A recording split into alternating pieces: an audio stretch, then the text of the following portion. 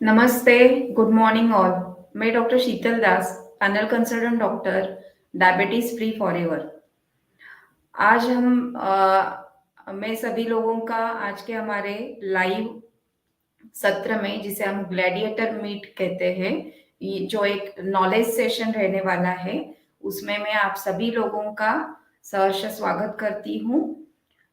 Yes, लोग हमसे हमारे साथ अभी सब बैचेस के लोग जुड़ रहे हैं, तो हम 1 मिनट के लिए वेट करेंगे ताकि सभी लोग जुड़ जाए, and then we will start with today's session. Yes, good morning everyone. Vinay Kumar sir, good morning. Nasreen ma'am, good morning. Yes, good morning Saloni. Good morning Kiran Pathak sir. Amita Singh ma'am, good morning. Yes, good morning everyone, and welcome to all for our today's gladiator meet. क्या मेरी voice clear है? Am I audible? मेरा तो please type loud and clear in the chat box if I am visible and I am Audible.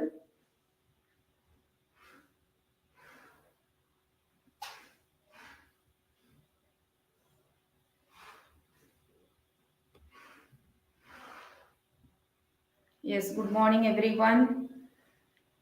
श्रीमणी Kesarwani sir, Lata Patil ma'am, Raju Kumar sir ji, everyone, good morning. Jain ma'am. Yes, so yes, am I audible now? Okay. सो आज का हमारा, मैं सबसे पहले सबको बहुत सारा धन्यवाद देना चाहूंगी कि आप सबने टाइम निकाल के आज आप सेशन अटेंड कर रहे हो. This is a knowledge session. आपको आपके प्रोटोकॉल से बढ़कर, मीन्स प्रोटोकॉल्स के सेशन तो आप फॉलो कर रहे हो, बट उसी के साथ साथ आज का हमारा एक अलग नॉलेज सेशन है जिसे हम कहते हैं फूड केयर इन डायबिटीज, राइट. तो ये आप लोगों के लिए बहुत हेल्पफुल रहने वाला है, ताकि डायबिटीज का जो कॉम्प्लिकेशन पार्ट है, कि जिसमें बहुत सारे लोगों में न्यूरोपैथी या फूड अल्सर्स, एंड कभी कभी कोई कोई लोगों में मीन्स शुगर अनकंट्रोल्ड डायबिटीज की वजह से एंड फूड केयर प्रॉपर ना लेने की वजह से एम्पुटेशन या गैंग्रीन फॉर्म होना स्टार्ट हो जाता है, कि जिसमें एम्पुटेशन भी करना पड़ता है, राइट. तो ये सब कॉम्प्लिकेशंस नहीं होने चाहिए, और हमें हमारी फूड की केयर कैसे करनी है, राइट. और इन कॉम्प्लिकेशन से हमें कैसे बचना है, जैसे न्यूरोपैथी है, पेरिफेरल वैस्कुलर डिसीज है, कि जो डायबिटीज में कॉमनली पाया जाता है, राइट. एंड इसका ही आगे जाकर सीवियर कॉम्प्लिकेशन होता है फूड अल्सर्स, जो नॉन हीलिंग फूड अल्सर्स हम कहते हैं, एंड जो आगे जाकर गैंग्रीन या फिर कभी कभी सर्जिकल प्रोसीजर उसको लगता है, जिसे हम कहते हैं एम्पुटेशन. तो कितने लोगों ने एम्पुटेशन या मीन्स जिनको क्रॉनिक डायबिटीज है, 10 से 15 साल पुराना डायबिटीज है, और उनको अगर कोई कभी कोई जख्म होती है, कुछ कट जाता है, वुंड होती है, वो जल्दी भरकर नहीं आ रही है, और कभी कभी उधर गैंग्रीन फॉर्म हो रहा है because of lack of blood supply, blood circulation कम होने की वजह से, एंड उनको वो पैर का मीन्स उंगली या फिर कुछ पार्ट जैसे कि नी के नीचे या मीन्स हमारे एंकल के नीचे पैर को ये करना पड़ रहा है, एम्प्यूट करना पड़ रहा है, राइट. वो पार्ट हमें कटवाना पड़ रहा है. ऐसे कि कितने लोगों ने सुना है कि ये सब चीजें होती है डायबिटीज में, ये कॉम्प्लिकेशन होता है. Please type yes in the chat box कि आपको ये इसके बारे में पता है, if it is known to you, कि ये भी एक डायबिटीज का कॉम्प्लिकेशन है, ताकि मुझे समझना चाहिए कि आप लोगों में ये इसके बारे में मीन्स अवेयरनेस है कि डायबिटीज बढ़ने की वजह से एंड क्रॉनिक डायबिटीज के पेशेंट्स में कॉमनली अगर आप प्रॉपर फूड केयर नहीं करते हो तो एम्पुटेशन करवाना पड़ सकता है. यस, तो आप बहुत सारे लोगों को पता है, राइट. सो यस, अभी सभी लोग जुड़ गए हैं, तो हम हमारा आज का जो प्रोटोकॉल मीन्स जो सेशन का जो पीपीटी है वो स्टार्ट करेंगे, प्रेजेंटेशन स्टार्ट करेंगे. Yes, everyone knows about this complication, right? Yes. Okay, तो क्या आप लोगों को पीपीटी क्लियर दिख रहा है? Please type in the chat box कि आपको प्रेजेंटेशन स्लाइड्स दिख रहे हैं प्रॉपरली। यस, तो जैसे कि हमें पता है डायबिटीज में हमारे हर अंग अवयव की हमें केयर करना बहुत इम्पोर्टेंट है, बराबर। कि जैसे हमने हमारे प्रोटोकॉल्स में भी, जैसे सेकंड प्रोटोकॉल जिसे हम बॉडी डिटॉक्स कहते हैं, उसमें भी हमने सीखा है कि हमें बाहर से शरीर को साफ कैसे रखना है, राइट। तो उसी के साथ जैसे हम हमारे हर अंग अवयव की स्वच्छता या केयर करते हैं, वैसे ही हमारे फूड की केयर हमें करना बहुत इम्पोर्टेंट है। एंड मोस्टली डायबिटीज में तो ये बहुत ही नेसेसरी है। अगर आप प्रॉपर केयर नहीं करते हो तो डायबिटीज में, जैसे कि हम सभी लोगों को पता है, शुगर की वजह से इजीली इन्फेक्शन होने के चांसेस बढ़ते हैं। और छोटा भी अगर कुछ इंजुरी होता है तो बड़े इन्फेक्शन में या सेप्टिक वुंड में ट्रांसफॉर्म हो सकता है। एंड आगे जाके उसको सर्जिकल प्रोसेस लग सकता है, राइट। तो ये नहीं होना चाहिए। तो आपको डायबिटीज में हर एक अंग अवयव के साथ फूड केयर करना उतना ही इम्पोर्टेंट है। Diabetics should treat their feet like their face. जैसे हम सभी लोगों को हमारे फेस का कंसर्न ज्यादा रहता है, राइट। कि हम कैसे दिख रहे हैं, हमारे फेस पे अगर कुछ भी प्रॉब्लम होता है तो तुरंत हम स्किन के डॉक्टर को दिखाते हैं, या फिर तुरंत उसका हमें कंसर्न होता है कि कौन सा क्रीम अप्लाई करना चाहिए, या स्किन की ट्रीटमेंट लेनी चाहिए क्या नहीं लेनी चाहिए, राइट। तो वैसे ही हमें हमारी फूड की केयर वैसे ही करनी चाहिए जैसे हम हमारी फेस की केयर करते हैं। That is most important, right. तो ये डायबिटीज में बहुत इम्पॉर्टेंट है कि हमें फूड केयर वैसे ही करनी है जैसे हम हमारे फेस की केयर करते हैं, राइट।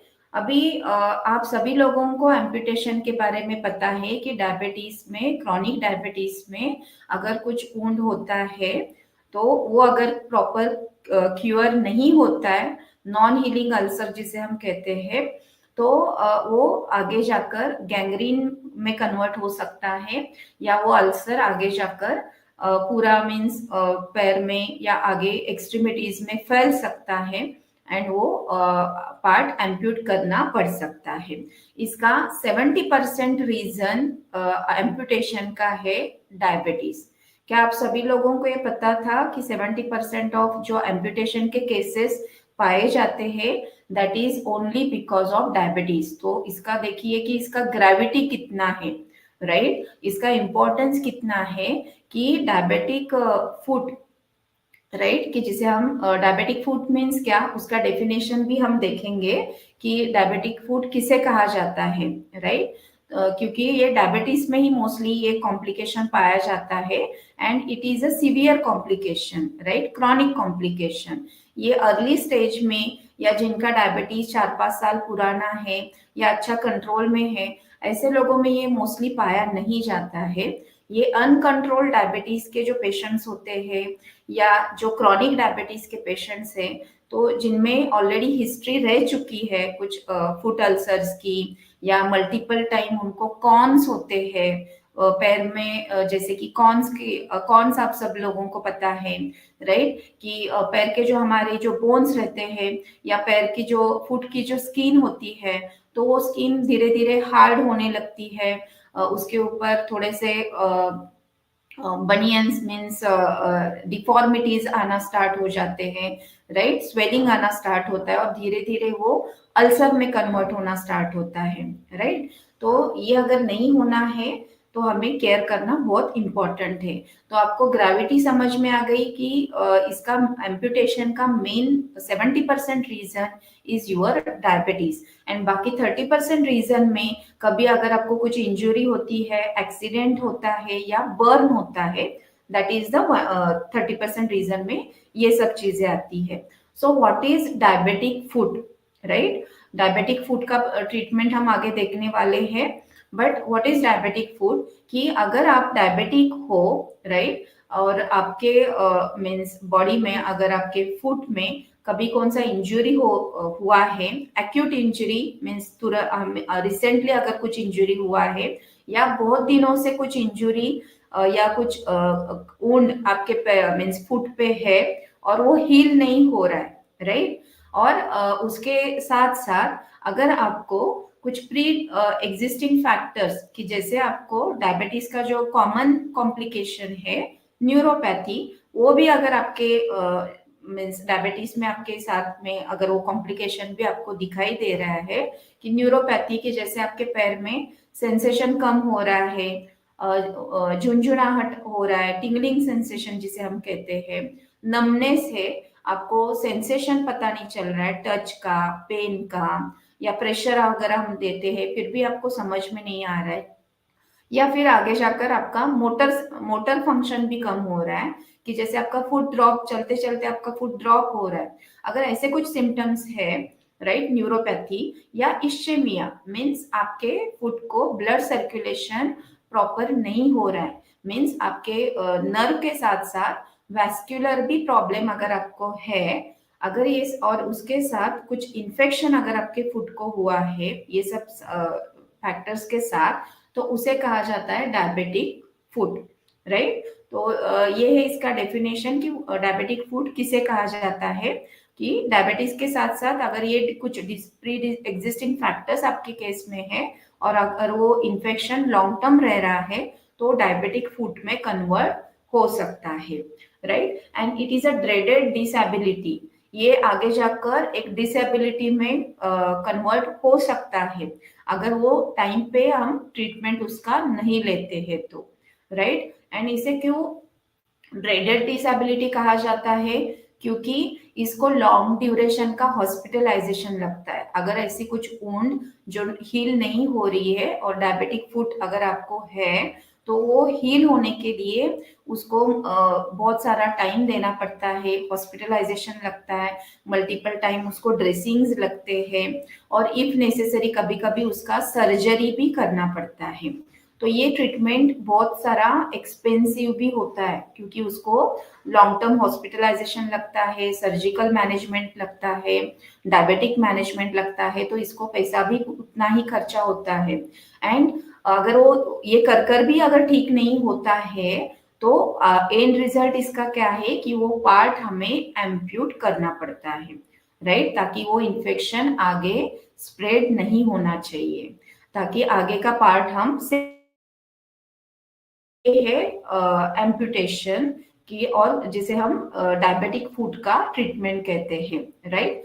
और आप सभी लोग and even I am feeling blessed because अभी तक मैंने डीएफएफ के साथ में जैसे कि 6-7 सालों से जुड़ी हुई हूँ, अभी तक डायबिटीज के जितने मैंने पेशेंट्स मीन्स हमने रिवर्सल किया है या ट्रीट किए हैं उसमें मैंने एक भी ऐसा केस नहीं देखा है अभी तक मेरे हिस्ट्री में, मेरे पेशेंट्स के इसमें नंबर्स में कि जिनको ये कॉम्प्लिकेशन पाया गया है, राइट। मीन्स अगर आप टाइम पे मैनेजमेंट करते हो, टाइम पे लाइफस्टाइल मॉडिफिकेशन करते हो और टाइम पे अगर आप प्रॉपर आपकी बॉडी के ऊपर ध्यान देते हो, डायबिटीज कंट्रोल के ऊपर, आप रिकवरी के ऊपर अगर आप ध्यान देते हो तो ये कॉम्प्लिकेशन मोस्टली पाया नहीं जाता है, राइट। मेरी एक ही पेशेंट था मराठी बैच का कि जिनको ये कॉम्प्लिकेशन हुआ, but it is a complication of bypass surgery, it is not because of sugar और मीन्स डायबिटीज, और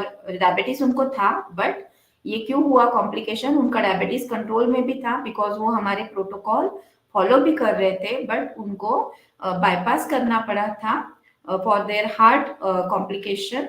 एंड बाईपास का कॉम्प्लिकेशन उनको जो क्लॉट ये हुआ था, रिलीज हुआ था ब्लड वेसल से, वो क्लॉट उनके लेग के आर्टरीज में जाकर फंसा था और उसकी वजह से वो पार्ट उनका फुट का पार्ट जो था उधर की वेसल उनकी ब्लॉक हो चुकी थी आर्टरी, और वो आर्टरी ब्लॉक होने की वजह से उधर उनको गैंग्रीन हुआ और वो उनका पैर का सर्जरी करना पड़ा और वो पैर उनका फुट से लेकर नीचे तक का पार्ट एम्प्यूट करना पड़ा, right. So it was the complication of the surgery, not because of any diabetic complication actually. So yes, so you peoples are also means blessed, and we are also feeling blessed that हमारे protocols जो follow करते हैं या हमारे साथ जो जुड़ते हैं तो उनमें ये कॉम्प्लिकेशन बिल्कुल भी पाया नहीं जाता, या किसी जो जिनका कंट्रोल नहीं आता है या मीन्स जो प्रॉपरली फॉलो नहीं कर पाते, तो ये 10 में मीन्स 100 में से एक कॉम्प्लिकेशन हम पकड़ सकते कि ये पाया गया है। अदरवाइज डीएफएफ में ये कॉम्प्लिकेशन मैंने तो नहीं देखा है आज तक, राइट। सो यस, सो क्या आप लोगों को समझ में आ गया है कि डायबिटीज फूड का क्या इंपॉर्टेंस है और उसकी ग्रेविटी क्या है? क्योंकि 70% रीजन एम्पुटेशन का होता है डायबिटीज, राइट। सो आपको इससे इसकी ग्रेविटी समझ में आ गई, तो डायबिटीज कंट्रोल कितना इंपॉर्टेंट है ये आपको समझ में आ चुका है अगर आपको डायबिटिक फूड से बचना है। तो इसके क्लासिफिकेशन एंड इसके स्टेजेस क्या होते हैं, राइट। डायबिटिक फूड जो है ये क्लासिफाई किया जाता है on the basis of etiology, कि उसका रूट कॉज क्या है। Means main basic root cause तो आपका अनकंट्रोल्ड शुगर है ही, बट उसी के साथ साथ आपका कितना साल का डायबिटीज है, वो कंट्रोल में है या नहीं है, एंड उसके साथ में डायबिटीज के साथ कुछ कॉम्प्लिकेशन, जैसे कि basically neuropathic food, that is the one first type of diabetic food with और विदाउट इन्फेक्शन। अगर आपको न्यूरोपैथी है, मीन्स शुरुआत में पहला माइल्ड सिम्टम्स रहते हैं कि आपको हाथ के या पैर के उंगलियों में थोड़ा थोड़ा टिंगलिंग सेंसेशन, कभी नमनेस, राइट। सेंसेशन पार्ट पहला आपका ये होता है, अफेक्ट होता है। देन धीरे धीरे फूड डिफॉर्मिटीज या अल्सर होना, पहला ऊन होना, वो फिर अल्सर में कन्वर्ट होना, फिर उधर अल्सरेशन होने के बाद उधर इन्फेक्शन होना, वो ऊन जो है वो सेप्टिक बन जाता है, एंड फिर वो कॉम्प्लिकेशन डायबिटिक फूड में कन्वर्ट हो सकता है। तो न्यूरोपैथिक फूड विथ और विदाउट इन्फेक्शन ये एक टाइप है डायबिटिक फूड का।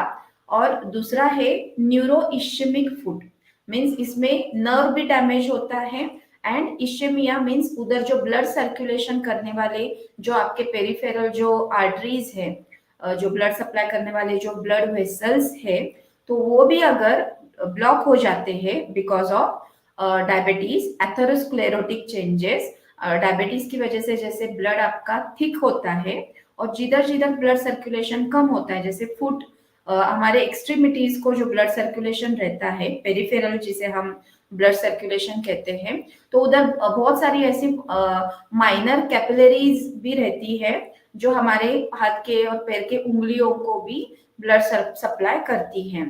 तो डायबिटीज से क्या होता है, उधर तक ब्लड सप्लाई पहुंच ही नहीं पाता है क्योंकि ब्लड थिक होता है, और कोलेस्ट्रॉल की वजह से जो ट्राइग्लिसराइड जिनका ज्यादा होता है, तो उन लोगों में क्या होता है, एक्सेसिव कोलेस्ट्रॉल ट्राइग्लिसराइड जो फैट होता है वो डिपॉजिट होता है आपके हार्ट के ब्लड वेसल्स के अंदर। तो ब्लड वेसल्स का जो ल्यूमेन है वो नैरो हो जाता है, तो peripheral nerve supply blood supply धीरे धीरे कम होना स्टार्ट होता है। तो अगर आपके फुट को इश्यमिया मीन्स ब्लड सप्लाई बहुत कम हो रहा है या ब्लड सप्लाई टोटली ब्लॉक हो चुका है, तो उसे कहते हैं न्यूरो इश्यमिक फुट या वैस्कुलर डोमिनेंट, मीन्स इसमें वेसल्स भी इन्वॉल्व होते हैं नर्व के साथ, राइट। मीन्स आपके पैर का सेंसेशन भी कम हुआ है, एंड उसी के साथ साथ उधर ब्लड सर्कुलेशन भी पूरी तरह से कम हो चुका है या ब्लॉक हो चुका है, विथ और विदाउट इन्फेक्शन। मीन्स उसके साथ अगर इन्फेक्शन भी है तो वो डायबिटिक फुट में कन्वर्ट हो सकता है। तो ये दो मेजर स्टेजेस है या क्लासिफिकेशन टाइप्स है डायबिटिक फूड के।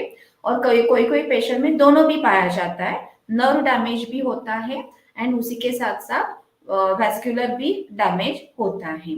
तो इसका मेन रीजन क्या है, तो prolonged hyperglycaemia is the important factor. तो जैसे जिनका शुगर हमेशा हायर लेवल पे रहता है, कंट्रोल में नहीं आता है, या जो पूरी तरह से प्रोटोकॉल्स अच्छी तरह से फॉलो नहीं कर पा रहे हैं, लाइफस्टाइल मॉडिफिकेशन नहीं कर रहे हैं, तो हाइपरग्लाइसेमिया अगर आपका शुगर नॉर्मल से ज्यादा रह रहा है और वो लॉन्गर टाइम रह रहा है, तो ऐसे केसेस में ये रीजन हो सकता है आपके डायबिटिक फूड के लिए।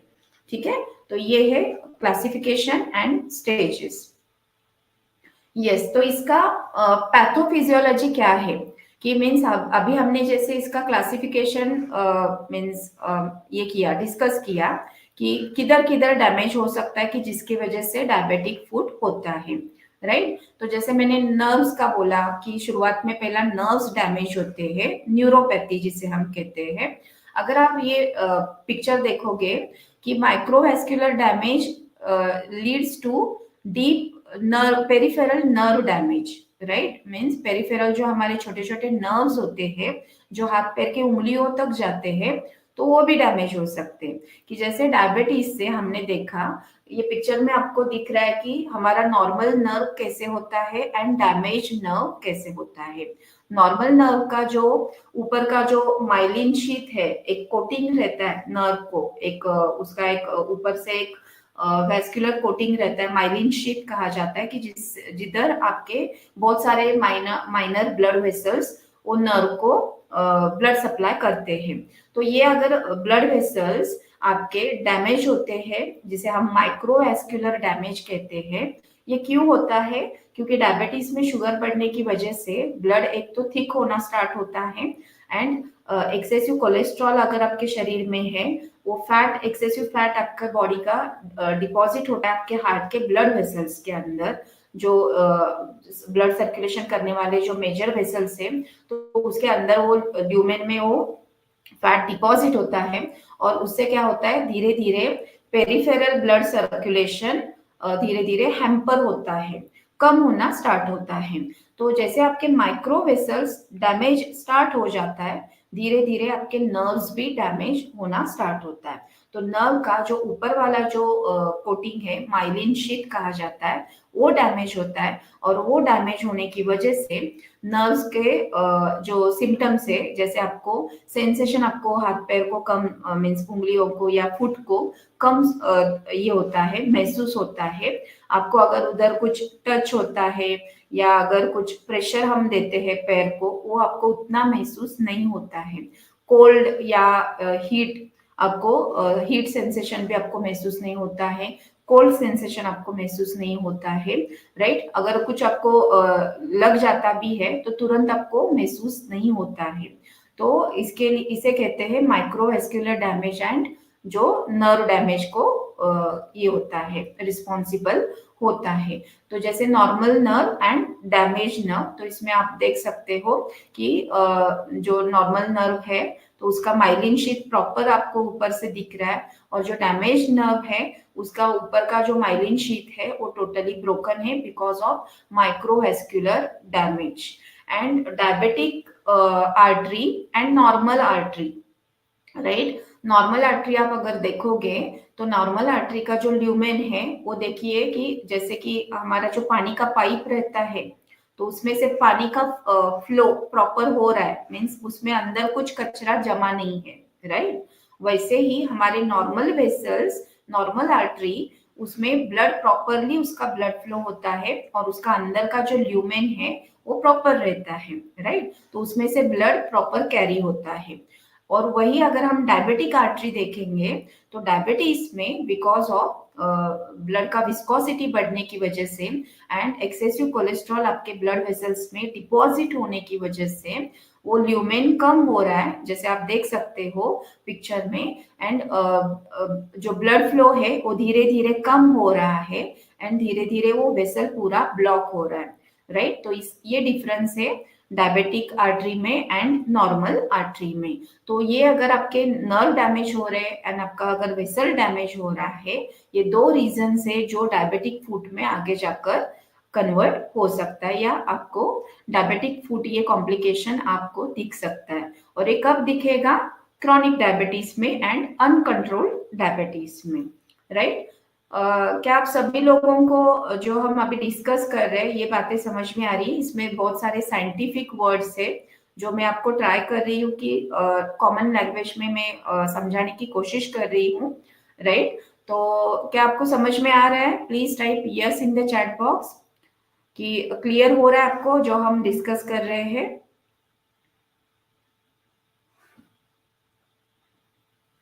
Please type yes in the chat box कि ये आपको समझ में आ रहा है। Okay, yes, so we will proceed then. Yes, तो आपको समझ में आ रहा है जो हम डिस्कस कर रहे हैं अभी, राइट? यस, तो ये है पैथोफिजियोलॉजी डायबिटिक फूड की, राइट? देन उसके लिए प्री डिस्पोजिंग फैक्टर्स क्या हो सकते हैं, राइट? कि फूड डिफॉर्मिटीज ये कॉमनली पाया जाता है मोस्टली बहुत सारे लोगों में। तो फूड डिफॉर्मिटीज मीन्स क्या, एंड वो आगे जाकर फूड डायबिटिक फूड में कन्वर्ट होने के लिए कैसे प्री डिस्पोजिंग फैक्टर हो सकता है, या अल्सरेशन जिसे हम कहते हैं, नॉन हीलिंग अल्सर या वुंड होने के लिए फूड डिफॉर्मिटीज कैसे रिस्पॉन्सिबल हो सकते हैं। तो इसमें बहुत सारे ऐसे फूड डिफॉर्मिटीज दिखाए गए हैं, दिखाई दिए हैं आपको, मीन्स पिक्चर्स में आपको देखने मिलेंगे, राइट? कि इसमें मोस्टली कॉमनली पाया जाता है हमारे जो पैरों का जो मीन्स टोज है, ग्रेटर टो है, मोस्टली पहला पैर का अंगूठा जो ग्रेटर टो कहा जाता है वो अफेक्ट होता है, तो उसके डिफॉर्मिटी स्टार्ट होते हैं। शुरुआत में उसका कर्वेचर जो रहता है हमारा फुट का, वो ये होता है, अफेक्ट होता है। और जो हमारा जो ग्रेटर टो है, तो उसका जैसे बनियंस कहा जाता है उसको, कि जो टो है उसका जो कर्वेचर है वो लैटरल डेविएट होता है, राइट? डेविएशंस आते हैं टोज में, एंड वो लैटरली ये होता है, कर्व होता है। तो उसके उसको बनियंस कहा जाता है। हार्ड डिफॉर्मिटीज, बोनी डिफॉर्मिटीज स्टार्ट हो जाते हैं। तो मोस्टली पहला शुरुआत टोज से होती है, एंड टोज के पहले हमारे जो मेटाटार्सल बोन्स रहते हैं, तो उधर धीरे धीरे वो डिफॉर्मिटीज आने स्टार्ट हो जाते हैं। तो जैसे सबसे पहले बनियंस स्टार्ट होते हैं कि टोज की स्किन पहला हार्ड होनी स्टार्ट होती है, एंड टोज के हमारे जो जॉइंट्स होते हैं टोज का, तो उसके ऊपर पहला शुरुआत में वो बोनी प्रोमिनेंसेस आना स्टार्ट होता है। बोन वो हार्ड होता है, एंड धीरे धीरे आपका जो टो है वो अंदर की तरफ कर्व होता है या लैटरली डेविएट होता है, राइट? तो उसे डिफॉर्मिटीज कहा जाता है। मीन्स बोन आपका टोटली, बोन का जो नॉर्मल स्ट्रक्चर है वो चेंज हो जाता है, उसका कर्वेचर चेंज हो जाता है, तो इसे लैटरल डेविएशन कहा जाता है। Then nail deformities, not only toes, toes के साथ आपका जो नेल है, तो बहुत सारे लोगों में नेल के भी डिफॉर्मिटीज आना स्टार्ट हो जाते हैं। तो जैसे कि नेल का शेप चेंज हो जाना, नेल्स का कलर चेंज होना, जैसे येलो होना या फिर ब्लैकिश डिसकलरेशन नेल्स का, राइट? और नेल्स के बाजू में जो स्किन होती है उधर बार बार इन्फेक्शन होना या फंगल इन्फेक्शन होना, राइट? तो धीरे धीरे नेल्स के भी डिफॉर्मिटी स्टार्ट होते हैं। Then hammer toes, means toes का शेप हैमर के जैसे होना स्टार्ट होता है, मीन्स वो बोन का जो शेप है it looks like a hammer. Then hallux valgus, means इसमें क्या होता है कि आपका टो का पूरा एबडक्शन होता है, टो का सेंट्रल बोन पूरा अंदर की तरफ डाइवर्ट होता है, एंड फुट का कर्वेचर पूरा चेंज हो जाता है, राइट? तो लैटरल डेविएशन उसे कहा जाता है। देन फ्लैट फुट, बहुत सारे लोगों में फुट का जो नॉर्मल कर्वेचर होता है सेंटर का, वो चेंज होता है, पूरी तरह से फुट आपका फ्लैट दिखाई देता है। तो ये क्यों होता है? क्योंकि आपके बोन का पूरा शेप भी चेंज हो जाता है, आपके टोज का शेप चेंज हो जाता है, क्योंकि वो बोनी डिफॉर्मिटीज धीरे धीरे आपके पैरों में दिखाई देने स्टार्ट होती है। Then high arch foot, foot का जो नॉर्मल आर्च होता है वो हाई दिखाई देता है, तो high arch foot, this is also type of deformity. And lastly the Charcot foot, तो ये सिवियर केसेस में पाया जाता है कि चारकोट फुट डिफॉर्मिटी, कि जिसमें आपका फुट का जो शेप है पूरी तरह से लाइक मीन्स जैसे कि फ्लैट बोर्ड रहता है, वो बोर्ड के जैसा होता है। अगर आप फुट रखते हो जमीन पे, तो उसका पूरा बीच में का जो गैप होता है फुट का, वो पूरी तरह से गैप पूरी तरह से निकल जाता है, तो उसे चारकोट फुट कहा जाता है। ये बहुत लैटर कॉम्प्लिकेशन है, 8वें स्टेज में ये पाया जाता है। जैसे डिफॉर्मिटीज के स्टेजेस होते हैं, शुरुआत में पहला बनियंस स्टार्ट होते हैं, पहला बोनी डिफॉर्मिटीज आना स्टार्ट होते हैं, देन धीरे धीरे बाकी के आपके बोन्स, फुट के जो जॉइंट्स है वो भी अफेक्ट होना स्टार्ट होते हैं। एंड फिर आगे जाकर बोनी प्रोमिनेंसेस के साथ साथ बोनी डिफॉर्मिटीज आना स्टार्ट हो जाता है, और फुट के साथ साथ आपके नेल के भी डिफॉर्मिटी स्टार्ट होते हैं। तो चारकोट फुट ये एक सीवियर कॉम्प्लिकेशन है फुट डिफॉर्मिटीज का, जो आपके सीवियर केसेस में पाया जाता है, कि जिनको पहला ये सब क्लॉटो या फिर hallux valgus deformity, hammer toe deformity, metatarsal का हेड का प्रोमिनेंस, ये सब डिफॉर्मिटीज जब दिखाई देते हैं तो later on Charcot foot deformity पाया जाता है, कि जिसमें आपका टोटल फुट आपका आगे से पूरी तरह से आपके फुट के जो टोज रहते हैं वो पूरी तरह से आगे फ्लेक्स हो जाते हैं, फ्लेक्जन हो जाता है पूरी तरह से, एंड फुट आपका पूरी तरह से फ्लैट हो जाता है, राइट। तो इसे कहते हैं चारकोट फुट डिफॉर्मिटी। तो ये अगर डिफॉर्मिटीज आप में है तो ये आगे जाकर अल्सरेशन एंड इन्फेक्टेड वुंड में कन्वर्ट हो सकते हैं, जिसे हम डायबिटिक फुट कहते हैं, और आगे जाकर जिससे मीन्स गैंग्रीन फॉर्मेशन होकर सेप्टिक वुंड होने की वजह से आगे जाकर एम्पुटेशन लग सकता है। तो अगर आप में ये सब डिफॉर्मिटीज अगर शुरुआत है तो आपको शुरुआत के स्टेज में ही इसको रोकना है, इसकी प्रॉपर केयर करनी है, प्रॉपर ट्रीटमेंट लेनी है, ताकि ये चारकोट फुट डिफॉर्मिटी तक ना पहुंचे, कि जो आगे जाकर इन्फेक्टेड वुंड में कन्वर्ट होकर एम्पुटेशन करना पड़ सकता है। तो ये नहीं होना चाहिए। तो आपको ये मालूम होना चाहिए कि फुट में कौन कौन सी टाइप की डिफॉर्मिटीज हो सकती है, राइट। और ये है predisposing factors for your diabetic foot ulceration.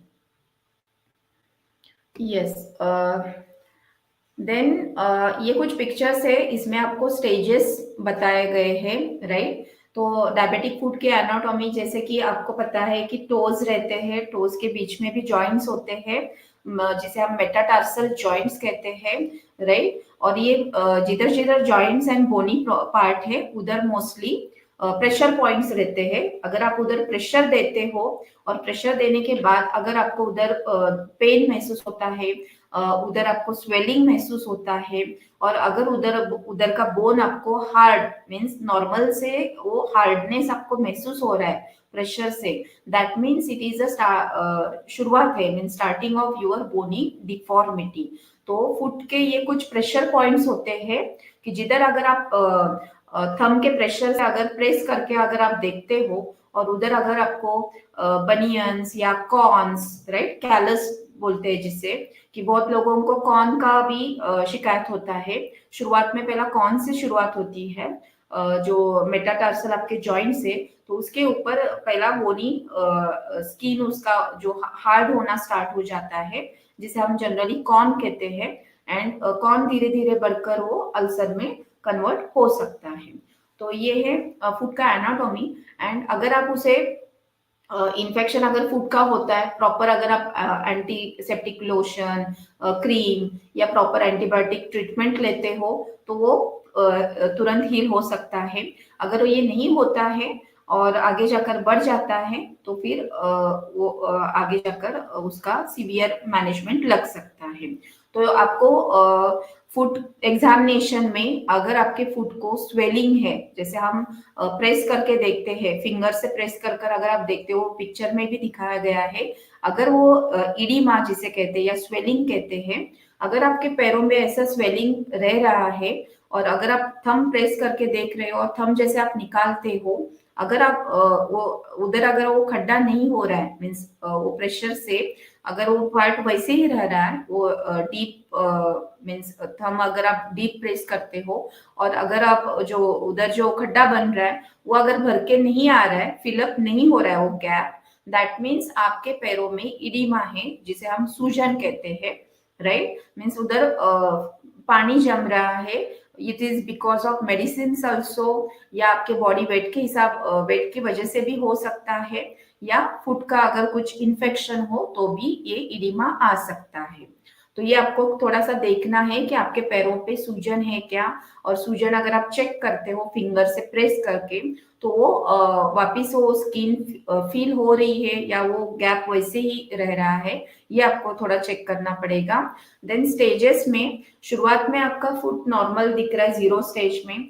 Stage 1 में शुरुआत में आपको फुट के स्किन रेडिश दिखना स्टार्ट हो जाता है, राइट। देन धीरे धीरे वो स्किन रेडिश होकर उधर थोड़ा सा स्वेलिंग दिखेगा आपको। देन उधर जैसे वो स्किन हार्ड होने स्टार्ट हो जाती है, तो उधर धीरे धीरे वो स्किन ऊपर की निकल के उधर थोड़ा सा पहला अल्सर फॉर्म स्टार्ट होता है, थोड़ा सा पहला ऊंड बन जाता है उधर। अगर वो ऊंड हील नहीं होता है, धीरे धीरे वो पहला सुपरफिशियल ऊंड होता है, सिर्फ स्किन तक इन्वॉल्व होता है। देन धीरे धीरे वो subcutaneous fat, then muscle and आपके पैरों के बोन्स तक वो वुंड डीप चला जाता है। तो that is a severe stage, right. तो ये धीरे धीरे प्रोग्रेस उसका होते जाता है।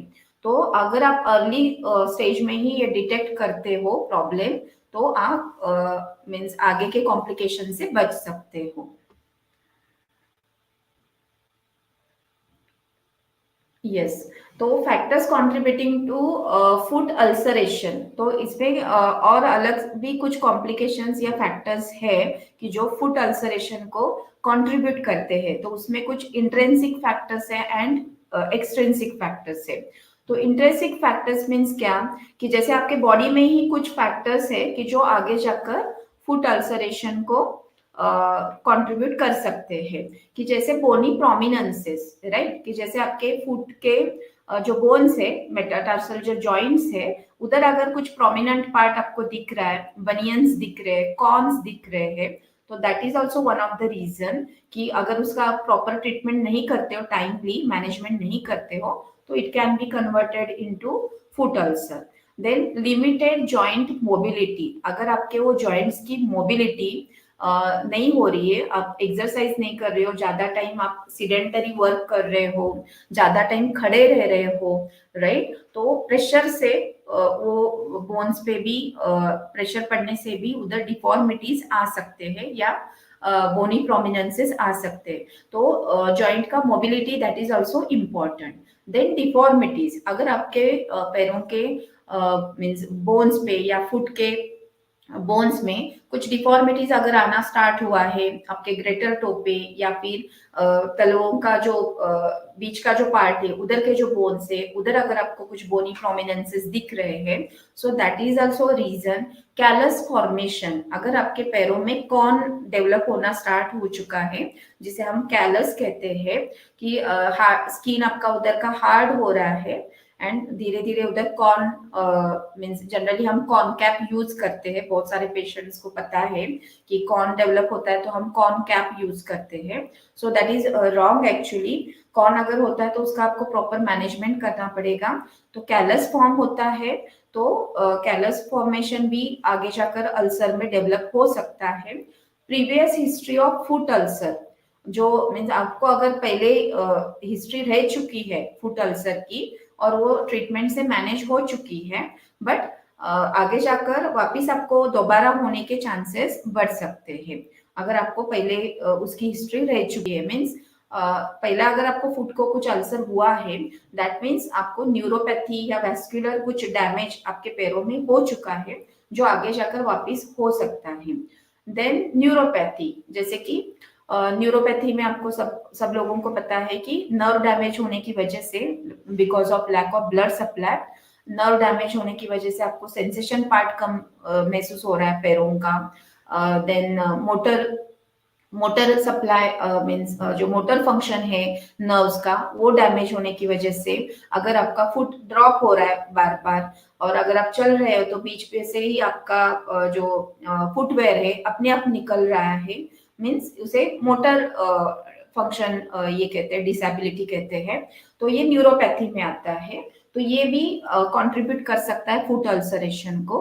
देन एक्सटेंसिक फैक्टर मीन्स आपके शरीर के बाहर के फैक्टर्स क्या है, कि आपका जो डेली आपका जो रूटीन है, उसमें अगर आप ज्यादा करके बेयर फुट चलते हो, walking bare foot, it is one of the most common and basic reason for foot deformities और फुट अल्सरेशन। तो ये एक इम्पॉर्टेंट रीजन है। इनअप्रोप्रिएट फुटवेयर, अगर आपके फुटवेयर प्रॉपर नहीं, साइज कम ज्यादा है या कंफर्टेबल नहीं है, एंड अगर आप वो जैसे कि स्लीपर्स रहते हैं या अंगूठे को ओपन रखने मीन्स क्लोज करने वाले जैसे कि फुटवेयर्स रहते हैं, ओपन फुटवेयर्स, वो ज्यादा अगर आप यूज कर रहे हो तो वो भी एक रीजन हो सकता है कि inappropriate footwear. Then hard sole वाला फुटवेयर, अगर मीन्स सोल उसका कंफर्टेबल नहीं है, सोल उसका हार्ड है कि जो आपके हिल बोन को बार बार हर्ट कर रहा है, डैमेज कर रहा है, so that is also a cause. Then falls and accident, means अगर आपको कुछ गिरने मीन्स हिस्ट्री है कि आप गिरे हो या कुछ एक्सीडेंट हुआ है तो उसमें भी डैमेज हो सकता है, इंजुरी हो सकती है, तो उसकी वजह से भी आपको अल्सर फॉर्म हो सकता है। ऑब्जेक्ट इनसाइड शूज, मीन्स अगर आपके शूज में कुछ डस्ट या फिर कुछ स्टोन के पार्टिकल्स, राइट, कुछ पत्थर वगैरह कुछ उसके पार्टिकल्स अगर जमे फंस गए हैं उधर, और अगर आप वैसे ही उसको कैरी कर रहे हो, वैसे ही फुटवेयर्स आप यूज कर रहे हो, तो वो हमें बार बार आपको इरिटेट करेंगे पैर के स्किन को, और उधर वो डैमेज कर सकते हैं, स्किन को डैमेज कर सकते हैं, स्किन को हार्म कर सकते हैं। तो वो भी एक रीजन हो सकता है कि अगर कुछ ऑब्जेक्ट, शार्प ऑब्जेक्ट भी अगर आपके पैर को इंज्योर करता है तो that is also a reason. Then thermal trauma, excessive heat and excessive cold, अगर आपके पैरों को लगता है तो that is also a thermal trauma, उससे आपके ब्लड वेसल्स डैमेज होते हैं। देन एक्टिविटी लेवल, अगर आपका एक्टिविटी ज्यादा नहीं है, राइट, सीडेंटरी वर्क स्टाइल है, एक्सरसाइज नहीं है, क्योंकि एक्सरसाइज से आपका ब्लड सर्कुलेशन इंप्रूव होता है, पेरिफेरल ब्लड सर्कुलेशन इंप्रूव होता है, तो अगर आपका लैक ऑफ एक्टिविटी है तो ये भी एक रीजन हो सकता है कि पैरों का ब्लड सर्कुलेशन कम होने की वजह से उधर वैस्कुलर डैमेज होकर ब्लड मीन्स फुट अल्सर्स भी हो सकते हैं या डिफॉर्मिटीज हो सकते हैं। तो these are the factors which are contributing to your foot ulceration. तो ये आपको इस पे थोड़ा सा ध्यान देना है कि कौन से फैक्टर्स है कि जो रिस्पॉन्सिबल हो सकते हैं, और इस पे आपको वर्कआउट करना पड़ेगा। देन मैनेजमेंट ऑफ पेशेंट, अगर आप कोई पेशेंट को ये सब फुट अल्सरेशन स्टार्ट हुआ है या कुछ प्रॉब्लम हुआ है, फुट इंजरी हुआ है, राइट, या डिफॉर्मिटीज हुए हैं, तो इस पे इसका मैनेजमेंट कैसे करना है, ये नहीं होना चाहिए, उसके लिए हमने देखा कि क्या क्या हमें ये करना है, प्रिकॉशंस लेना है, वो भी हम देखने वाले हैं। बट जिनको हुआ है तो उनका मैनेजमेंट भी करना इम्पोर्टेंट है, and timely management that is important. तो इसमें मोस्टली मैकेनिकल कंट्रोल, कि मैकेनिकली हमें इसे कंट्रोल में कैसे लाना है फर्स्ट ऑफ ऑल। तो अगर आपके पैरों में कुछ कैलस फॉर्म हुआ है तो उसे सबसे पहले हमें रिमूवल मीन्स उसको रिमूव करना है, एंड वो हमें ट्राई नहीं करना है घर में, हमें खुद से कुछ भी जैसे कि कोई कोई लोग मीन्स अनस्टेराइल मेथड्स यूज करते हैं। Corn cap is a temporary method, it is not a permanent cure for your callus और कॉर्न, बट उसको आपको थोड़ा सर्जिकल ट्रीटमेंट लगता है, कॉर्न्स को क्लीन करना इंपॉर्टेंट होता है, वो जो हार्ड हुआ जो स्किन है उसको हमें प्रॉपरली स्टराइल इंस्ट्रूमेंट से वो क्लीन करना, अंडर डॉक्टर मीन्स गाइडेंस और ऑब्जर्वेशन उसे क्लीन करना या रिमूव करना इंपॉर्टेंट होता है। बहुत सारे पेशेंट घर में ही ट्राई करते हैं, जैसे कि ब्लेड से वगैरह खुद ही वो क्लीन करने की कोशिश करते हैं, but it may be harmful, right, और वो सेप्टिक हो सकता है, क्योंकि ये सब असेप्टिक प्रिकॉशन के साथ करना बहुत इंपॉर्टेंट है, अदरवाइज ये इन्फेक्शन आगे जाकर सेप्टिक वुंड में कन्वर्ट हो सकता है। तो इसके लिए आपको ये सावधानी बरतनी है कि कैलस फॉर्मेशन हुआ है तो आपको डॉक्टर को, सर्जन डॉक्टर को दिखाना बहुत इंपॉर्टेंट है। इरेडिकेशन ऑफ इन्फेक्शन, अगर फुट को कुछ इन्फेक्शन हुआ है, मीन्स मोस्टली फंगल इन्फेक्शन ज्यादा होता है फुट में, तो उसका अप्रोप्रिएट ट्रीटमेंट लेना बहुत इंपॉर्टेंट है, वो टाइमली मैनेज करना इंपॉर्टेंट है। अवॉइडिंग वेट बेरिंग, मीन्स ज्यादा करके अगर आपको कुछ फुट अल्सर हुआ है तो ज्यादा आपको चलना नहीं है, क्योंकि ज्यादा अगर आप स्टैंडिंग पोजीशन में रहोगे, ज्यादा फुट पे अगर प्रेशर देकर आप चलोगे तो वो हील नहीं होगा, फुट अल्सर हील नहीं होगा, या उधर जो इंजुरी हुआ है, जख्म हुआ है, वो हील नहीं होगा। तो वो हील होने के लिए हमें टाइम देना है। तो जितना मोमेंट्स कम रखोगे उतना इम्पोर्टेंट है, ताकि वो फुट का अल्सर हील हो सके। And that's why you need bed rest actually, means minimal he activity आपको करनी है एंड बेड रेस्ट करना है। एंड फुट को हमेशा आपको इलेवेटेड रखना है, पैरों के नीचे आपको लोड या दो तकिया रखने हैं, ताकि उधर का ब्लड सर्कुलेशन अच्छे से इंप्रूव हो सके। तो आपको फुट हमेशा इलेवेटेड पोजीशन में रखना है। Then metabolic control, metabolic control mean सबसे पहले आपको आपका शुगर कंट्रोल करना बहुत इंपॉर्टेंट है। उसी के साथ साथ आपका ब्लड कोलेस्ट्रॉल, आपके किडनी के टेस्ट, राइट, ये सब पैरामीटर्स आपके कंट्रोल में आने बहुत इंपॉर्टेंट है, ताकि आपका ब्लड फ्लो अच्छे से इंप्रूव हो सके। That is called metabolic control. Metabolic control में आपके बॉडी के जो पैरामीटर्स है ब्लड के, वो कंट्रोल में लाना बहुत इंपॉर्टेंट है। एंड उसमें सबसे पहले sugar control is most important. Then microbiological control, microbiological means food को जैसे कि बैक्टीरियल इन्फेक्शन होता है, तो बैक्टीरिया मोस्टली एंटीबैक्टीरियल क्रीम या ऑइंटमेंट एंड ओरल एंटीबायोटिक्स लेना बहुत इंपॉर्टेंट होता है। तो माइक्रोबायोलॉजिकल कंट्रोल भी इंपॉर्टेंट है। वैस्कुलर मैनेजमेंट, वैस्कुलर मैनेजमेंट में अगर उधर का ब्लड सर्कुलेशन मींस हैम्पर हुआ है, वेसल्स आपके ब्लॉक हुए हैं, तो उसके लिए कुछ एडवांस टेस्ट होते हैं। जैसे कि वेसल्स के लिए हम colour Doppler, venous colour Doppler करते हैं, या एंजियोग्राफी होता है, सीटी एंजियोग्राफी, राइट। तो ये कुछ एडवांस टेस्ट होते हैं, तो जिनको वैस्कुलर रिलेटेड कुछ कॉम्प्लिकेशंस है, तो उनको ये हम एडवाइस करते हैं। तो ये फर्दर कॉम्प्लिकेशंस में आता है। तो वैस्कुलर मैनेजमेंट के लिए सबसे पहले आपका ब्लड मीन्स थिन होना इम्पॉर्टेंट है, राइट। तो उसके लिए sugar control is most important.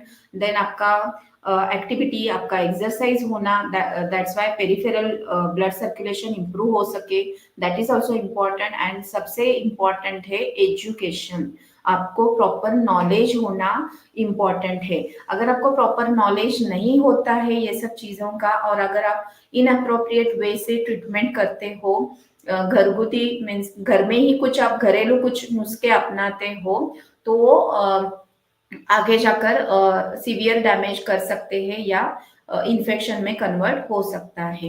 तो education is most important, so that is the most important part of management, that is education. And rest mechanical control, metabolic control, microbiological and vascular management. तो ये management का part आता है। तो क्या आप लोगों को पता है कि your food can diagnose your diabetes, means food के ऊपर से भी हम डायबिटीज को डायग्नोज कर सकते हैं, only with your food examination, right. तो कैसे कर सकते हैं? तो ये कुछ क्वेश्चंस है, इनमें से अगर कुछ प्रॉब्लम्स आप में है, ये क्वेश्चंस में से अगर कुछ क्वेश्चंस के आंसर्स आपके अगर एस आते हैं, दैट मीन्स ये क्वेश्चन के ऊपर से हम बता सकते हैं आपको कि आपको डायबिटीज है, right. Means food is also जैसे हम ब्लड टेस्ट से हमें पता चलता है, या सिम्टम्स से पता चलता है कि ये पेशेंट को डायबिटीज हो सकता है, तो वैसे ही आपके फूड एग्जामिनेशन से भी हम आपको बता सकते हैं, डायग्नोस कर सकते हैं आपका डायबिटीज। तो अगर आपको तलवों में आपके जलन हो रहा है, means burning sensation of feet, right, do you have burning sensation of your feet, और अगर वो रात में ज्यादा अगर जलन होती है, तो that is a specific symptom of diabetic neuropathy. Then अगर आपके फुटवेयर मीन्स अगर आप चल रहे हो और चलते चलते आपका सैंडल या आपका फुटवेयर या आपका शूज मीन्स आपके स्लिप हो रहे हैं, राइट, अपने आप वो ड्रॉप ऑफ हो रहे हैं या स्लिप हो रहा है, अगर आपको ऐसा कुछ फीलिंग होता है while walking, so this is also one of the means reason for diabetic neuropathy, कि ये सिम्टम डायबिटिक न्यूरोपैथी में मॉडरेट या सीवियर केसेस में पाया जाता है, कि जब आपके नर्व का मोटर फंक्शन ये होता है, अफेक्ट होता है। जैसे सेंसरी फंक्शन अफेक्ट होने के बाद आपको सेंसेशन पार्ट आपका डैमेज होता है, वैसे मोटर फंक्शन जब नर्व का डैमेज होता है, तो आपको चलते चलते आपका फुटवेयर अपने आप निकल सकता है, राइट। वो आपको समझ में भी नहीं आता है और ऐसे टाइम पे आप गिर सकते हो चलते चलते, या फुट ड्रॉप होकर आप मीन्स ट्रोमा हो सकता है आपको, राइट। और वो इंजुरी में कन्वर्ट हो सकता है, वुंड में कन्वर्ट हो सकता है। तो अगर आपको ऐसे कुछ सिम्टम्स है, सो उसके ऊपर से भी आपको डायबिटीज डिटेक्ट हम कर सकते हैं या डायग्नोज कर सकते हैं। और अगर आपके पैरों में आपको निडल प्रिक किया हुआ सेंसेशन महसूस होता है, लाइक निडल प्रिकिंग सेंसेशन अगर आपको हो रहा है, या टिंगलिंग सेंसेशन, झुंझुनाहट महसूस हो रही है फिंगर्स में, उंगलियों में, राइट, पैरों के तलवों में, तो वो भी एक रीजन है। देन नमनेस मीन्स वो पार्ट का सेंसेशन पूरा ये हुआ है, आपको समझ में नहीं आ रहा है, आपके हाथ के और पैरों के उंगलियों में या तलवों में, तो वो भी एक रीजन है न्यूरोपैथी का। एंड उससे भी हम आपका डायबिटीज डायग्नोज कर सकते हैं। अगर आप चल रहे हो और चलते टाइम आपको महसूस हो रहा है, जो सरफेस पे आप चल रहे हो, जैसे कि हमें समझ में आता है कि सरफेस हार्ड है या सॉफ्ट है, राइट। अगर आप बेयरफुट भी चल रहे हो तो आपको पैर रखने से पता चलता है कि ये सरफेस हार्ड है या सॉफ्ट है। तो डायबिटिक फुट में, या अगर आपको डायबिटीज है और आपको न्यूरोपैथी है, तो इसमें क्या होता है कि आपको वो सरफेस समझ में नहीं आता है, आपको महसूस होता है कि आप मीन्स मड में जैसे कीचड़ कहते हैं उस पे आप चल रहे हो, या सॉफ्ट फोम का जो मैट्रेस होता है जैसे गद्दा कहते हैं, तो वो गद्दे पे आप चल रहे हो, ऐसे आपको महसूस होता है। अगर आपको ऐसा महसूस हो रहा है, दैट मीन्स आपका फुट का सेंसेशन पार्ट डैमेज हो चुका है, सेंसेशन सेंसरी फंक्शन आपका हैम्पर हो चुका है। Then if you have non healing corn, corn बहुत दिनों से आपके पैरों पे है, कॉर्न कैप लगाने से या वो सर्जरी करने से भी वो हील ही नहीं हो पा रहा है, या वो अल्सर में कन्वर्ट हुआ है, या फिर आपको वेरिकोज वेन्स है और वो वेरिकोज वेन्स आगे अल्सर में कन्वर्ट हुए हैं, राइट, और वो हील नहीं हो पा रहे हैं। तो ऐसे भी अगर आपको सिम्टम्स है तो उससे भी हमें समझ में आ सकता है कि ये that is because of diabetes only, right. And अगर आपके नेल्स का कलर मीन्स डिसकलरेशन आपको दिखाई दे रहा है नेल्स में सडनली, राइट, सडनली मीन्स ये स्टेजेस होते हैं उसके, कि शुरुआत में वो येलोइश दिख रहे, धीरे धीरे जैसे पेरिफेरल सर्कुलेशन आपका डैमेज हो रहा है, तो ये येलोइश जो नेल्स है वो आगे जाकर कन्वर्ट होते हैं ब्लू या ब्लैकिश कलर में कन्वर्ट हो सकते हैं। या अगर नेल्स का कुछ फंगल इन्फेक्शन हो रहा है ज्यादा पानी में काम करने से, या पानी नेल्स के अंदर या आपके फिंगर्स के अंदर अगर पानी ज्यादा जमता है, तो पानी की वजह से जो फंगल इन्फेक्शन कॉमनली पाया जाता है, तो उसकी वजह से भी मीन्स बिटवीन नेल्स या इन बिटवीन आपके फिंगर्स अगर कुछ फंगल इन्फेक्शन आपको दिखाई दे रहा है, और या हाइपरट्रॉफी, नेल्स का जो नॉर्मल टेक्सचर होता है, तो अगर वो नॉर्मल टेक्सचर से आपके नेल्स ज्यादा हार्ड दिखाई दे रहे, राइट, हार्ड महसूस हो रहे, जिसे हम हाइपरट्रॉफी कहते हैं, नेल्स की ग्रोथ ज्यादा होती है। अगर ऐसा कुछ सिम्टम्स आपके पैरों नेल्स में पाया जा रहा है, तो इससे भी पता चलता है कि आपको डायबिटीज हो सकता है।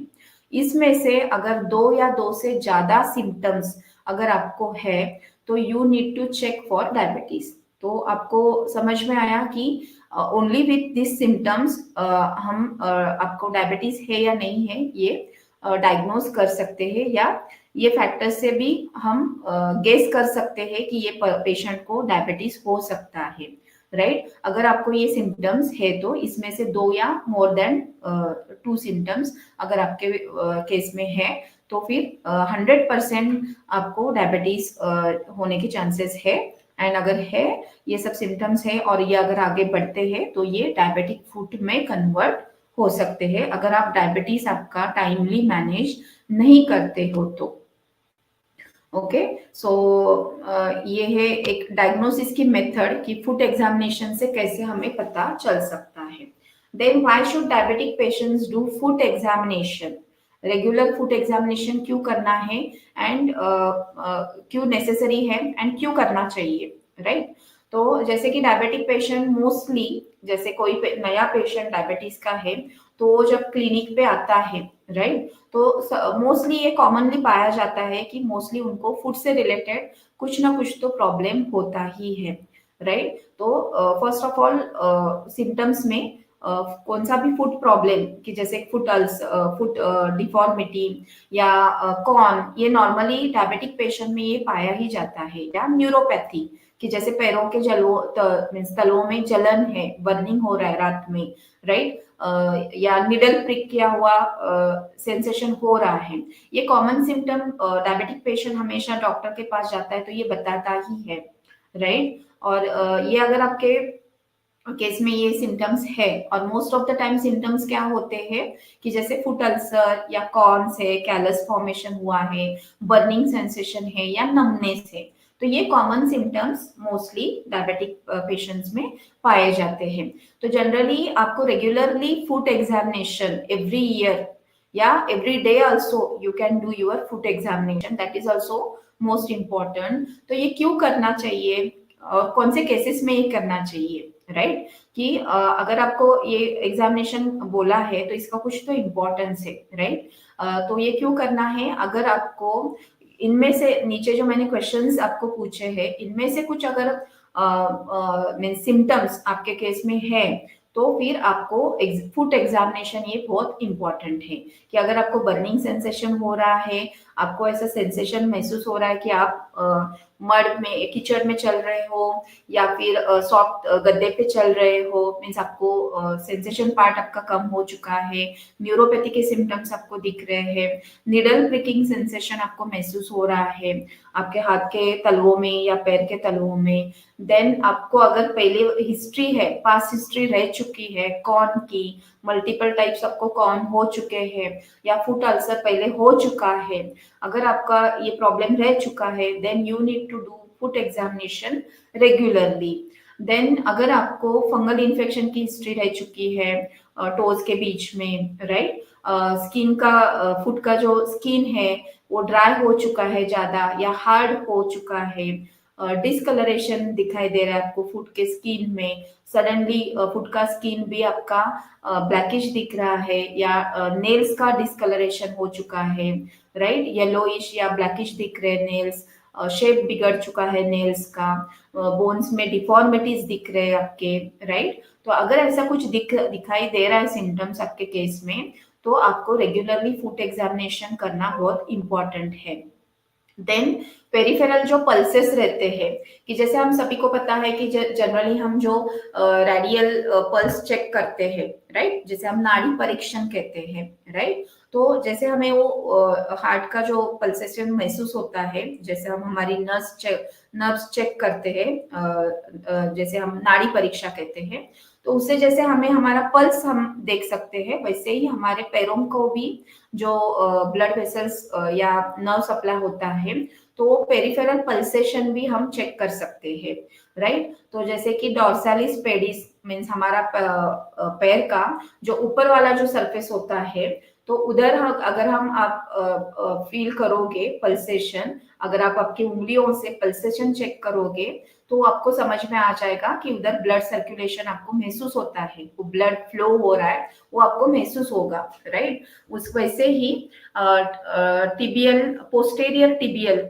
जैसे आपका जो टिबिया बोन होता है, नी के नीचे जो बोन होता है बड़ा वाला, जिसे हम जो हमारा लॉन्ग जो बोन है लेग का जिसे हम टिबिया कहते हैं, तो पोस्टेरियर टिबियल, तो नी के पीछे बाजू पीछे भी पोस्टेरियर टिबिया के पीछे मीन्स पोस्टेरियरली अगर आप चेक करोगे पल्स तो उधर भी आपको पल्स महसूस हो सकता है। तो ये अगर पल्सेशन आपको कम महसूस हो रहा है मीन्स बहुत ही वीक महसूस हो रहा है पल्स आपका, या फिर वो पल्स बिल्कुल भी नहीं लग रहा है मीन्स उधर का ब्लड सर्कुलेशन धीरे धीरे कम हो गया है या फिर टोटली ब्लॉक हो चुका है, तो इससे पता चलेगा कि उधर आपको वैस्कुलर डैमेज है, वैस्कुलर प्रॉब्लम कुछ तो है और आगे जाकर आपको कुछ टेस्ट करने की जरूरत है कि किधर किधर आपका वेसल ब्लॉक हो चुका है, कि जिसे हम वैस्कुलर वेनस कलर डॉपलर कहते हैं, या सीटी एंजियोग्राफी पैरों का करना पड़ता है, जिससे हमें पता चलता है कि किधर किधर नर्व आपका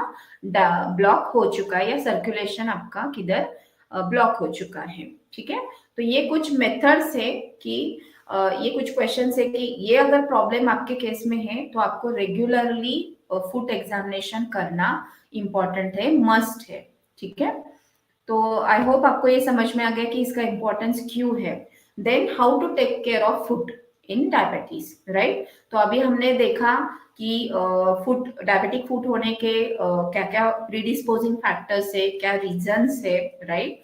एंड उसके टाइप्स क्या होते हैं, कौन कौन से नॉर्मली सिम्टम्स पाए जाते हैं, राइट, शुरुआत में, कि जो डायबिटिक फुट में कन्वर्ट होते हैं और वो नहीं होना चाहिए। तो आपको रेगुलरली एग्जामिनेशन क्या करना है। एंड अभी हम लास्ट पार्ट जो है कि फूड केयर कैसे करनी है रेगुलर, हमारे रूटीन में हमें हमारा फूड का केयर कैसे करना है। तो सबसे पहले रोज के रोज आपको मीन्स आपके लेग्स एंड आपके फीट, जैसे आप बाहर से आते हो और वॉश करना है, डेली आप बाथ लेते हो तो बाथ के टाइम पे भी आपको जैसे अभ्यंग स्नान कहा गया है, ऑयल मसाज आपके फुट को, आपके लेग्स को ऊपर की दिशा में, जो आपका ब्लड सर्कुलेशन इंप्रूव करने के लिए होता है, तो वो करना है कि जिससे आपका फुट का स्किन, लेग्स का स्किन भी ये होगा, सॉफ्ट होगा, राइट। ड्राइनेस चला जाएगा स्किन का, और जिधर जिधर कुछ हार्डनेस है, स्किन डैमेज हो चुका है, वो हील होगा। तो उसके लिए अभ्यंग स्नान बहुत इंपॉर्टेंट है। उसी के साथ साथ रात को सोने के पहले वार्म वाटर में आप थोड़ा एक टब में पानी लेकर, उसमें वार्म वाटर लेकर, उसमें थोड़ा सा सेंधा नमक ऐड कर सकते हो, या डेटॉल वाटर से भी आप आपके पैरों को रेगुलरली क्लीन कर सकते हो, कि जिससे आपके फुट के ऊपर जो भी कुछ जर्म्स है, जो डस्ट है, जो इन्फेक्शन के लिए आगे रिस्पॉन्सिबल हो सकता है, तो वो क्लीन हो सकता है अच्छे से, राइट। एंड आफ्टर वॉश उसको dry soft soft cotton cloth से उसको ड्राई करना भी इम्पोर्टेंट है। अगर आपका फुट वैसे ही गीला रहता है, उंगलियों के बीच में पानी वैसे ही जमता है, तो आगे फंगल इन्फेक्शन हो सकता है।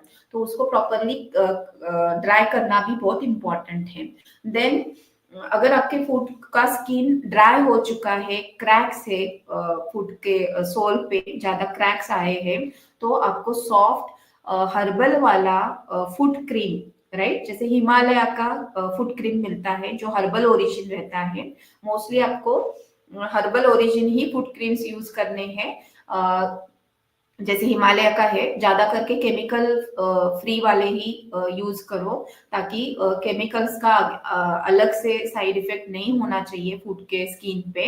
तो हर्बल बेस एंड सॉफ्ट वाले जो क्रीम, फुट क्रीम या मॉइस्चराइजर होते हैं, उसको आपको अप्लाई करना है आफ्टर बाथ एंड रात को सोने के टाइम पे, राइट। एंड वो उंगलियों के बीच में, टोज के बीच में उसको नहीं लगाना है, क्योंकि वो फंगल इन्फेक्शन, मॉइस्चर की वजह से उधर फंगस पकड़ सकता है, फंगल इन्फेक्शन हो सकता है। रेगुलर बेसिस पे आपके नेल्स आपको कट करना बहुत इंपॉर्टेंट है, और वो भी प्रॉपर शेप में कट करना इंपॉर्टेंट है। अगर आपका नेल्स कट करते टाइम कुछ इंजुरी होता है, नेल्स का स्किन कट हो जाता है, तो वो आगे जाकर धीरे धीरे वो आपके टोज तक या बोन्स तक वो इन्फेक्शन बढ़ सकता है। तो उसको प्रॉपरली उसका केयर करना बहुत इंपॉर्टेंट है, क्योंकि नेल्स में भी फंगल इन्फेक्शन होने के चांसेस होते हैं। इन ग्रोइंग टो नेल्स नहीं होना चाहिए, तो इसके लिए नेल्स को प्रॉपरली कट करना, उसको प्रॉपरली क्लीन करना बहुत इंपॉर्टेंट है। Then always wear cotton socks, क्योंकि फुट केयर के लिए आपको कभी भी सिंथेटिक वाले की जो हीट जनरेट करते हैं, तो ऐसे सॉक्स यूज नहीं करने हैं। कॉटन सॉक्स यूज करने हैं, मोस्टली व्हाइट कलर के। क्यों व्हाइट कलर के? अगर कुछ फुट को इंजरी होता है तो व्हाइट सॉक्स में से वो इजीली फाइंड आउट आप कर सकते हो, दिख सकता है आपको। अगर आप कलरफुल यूज करते हो तो अगर आपको कुछ लग गया है, फुट को कुछ इंजरी हुआ है, तो दिखाई नहीं देगा, इजीली वो फाइंड आउट आप नहीं कर पाओगे। तो that's why white and cotton socks use करना बहुत इंपॉर्टेंट है, जो स्वेट को सोक करता है या स्वेट को ज्यादा जनरेट नहीं करता है, क्योंकि एक्सेसिव स्वेटिंग होने की वजह से पैरों को ये हो सकता है, फंगल इन्फेक्शन हो सकता है। And never walk with bear foot, means bear foot आपको बिल्कुल भी नहीं चलना है, क्योंकि उससे स्किन का फुट का स्किन अफेक्ट होकर धीरे धीरे अल्सर फॉर्मेशन स्टार्ट हो सकता है। Then examine your foot, your legs daily in the mirror. Means आप मिरर में देख सकते हो या विथ आईज भी you can watch, right. For what? For redness. अगर उधर कुछ रेडनेस है क्या, कुछ स्वेलिंग लग रहा है क्या, स्किन हार्ड हुआ है क्या, कैलस फॉर्मेशन, कैलोसिटीज कुछ हुए हैं क्या, कॉन हुआ है क्या, या कुछ शार्प ऑब्जेक्ट जैसे कि स्टोन वगैरह कुछ इंजुरी हुआ है क्या. तो उसके लिए रेगुलर आपको फुट एग्जामिनेशन करना बहुत इंपॉर्टेंट है. तो this is a basic things कि you should follow food care के लिए. देन नाइट टाइम, जैसे कि विंटर में ठंडी की वजह से, एक्सेसिव कोल्ड की वजह से फुट के ऊपर क्रैक्स आ सकते हैं, या एक्सेसिव कोल्ड की वजह से न्यूरोपैथी के सिम्टम्स आपको दिखाई दे सकते हैं, या उधर नर्व डैमेज हो सकता है. तो उसके लिए, उससे बचने के लिए आपको मोस्टली विंटर सीजन में सॉक्स, रात को सोते टाइम सॉक्स पहनने हैं, राइट. एंड हीटर, ज्यादा करके फुट को या लेग्स को हीटर यूज नहीं करना है, राइट. जैसे कि हम गर्म पानी के वाटर बैग से फुट मसाज, फुट को ये करते, मसाज करते हैं, या हॉट फोमेंटेशन करते हैं, तो वो मोस्टली अवॉइड करना है. That is, it can damage your blood vessels. So वो नहीं करना है. तो सॉक्स वेयर करना है आपको विंटर सीजन में. देन ईयरली फुट एग्जामिनेशन, जैसे कि अगर आपको कुछ हिस्ट्री रह चुकी है फुट अल्सर की, तो आपको एक बार जैसे कि उसे हम पोडोलॉजी कहते हैं, कि फुट केयर के भी अलग से क्लिनिक्स रहते हैं, राइट. तो उधर आप जाकर फुट एग्जामिनेशन कर सकते हो. जैसे कि मशीन के ऊपर भी फुट एग्जामिनेशन किया जाता है. फुट के ऊपर जो अलग अलग प्रेशर पॉइंट्स होते हैं, तो उधर मशीन के द्वारा कुछ स्कैन्स रहते हैं, तो उससे वो स्कैन करके सेंसेशन पार्ट चेक किया जाता है, मोटर पार्ट चेक किया जाता है, नर्व कंडक्शन स्टडी, कि जिसे, जैसे अगर आपको कुछ न्यूरोपैथी के सिम्टम्स है, तो नर्व कंडक्शन के ऊपर भी आपको मीन्स कितना परसेंट आपका नर्व डैमेज हुआ है, तो नर्व कंडक्शन स्टडी से पता चलता है. तो ईयरली वंस आपको ये स्टडी करना इम्पोर्टेंट है.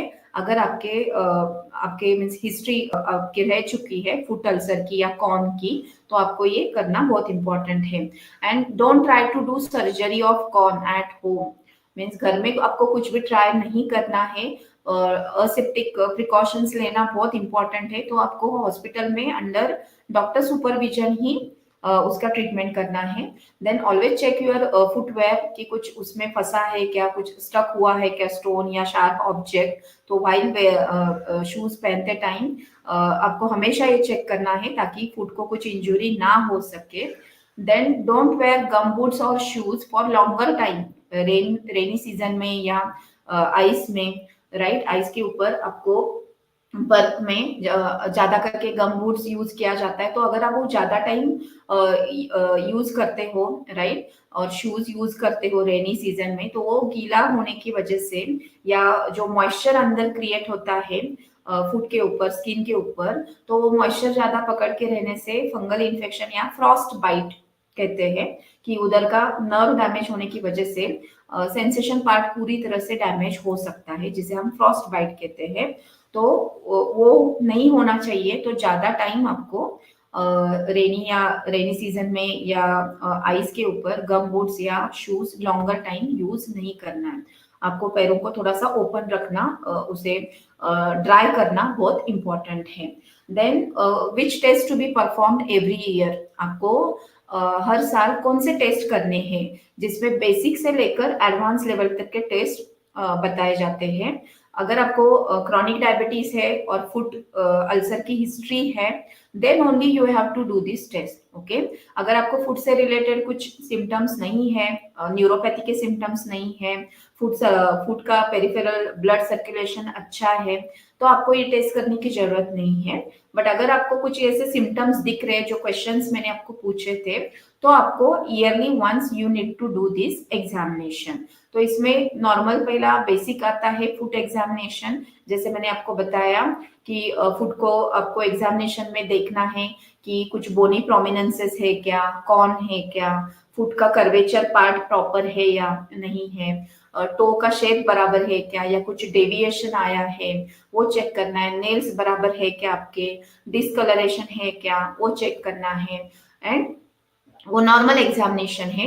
देन फुट प्रेशर स्कैन, ये भी एक स्कैन होता है कि जिसमें वो प्रेशर स्कैन पे अगर आप फुट रखते हो तो जो प्रेशर पॉइंट्स होते हैं फुट के ऊपर, तो अलग अलग प्रेशर पॉइंट्स के ऊपर कितना अफेक्ट हुआ है, वो नर्व कितना डैमेज हुआ है, कितना परसेंट वो प्रेशर से आपके फुट को अफेक्ट होता है वो देखा जाता है।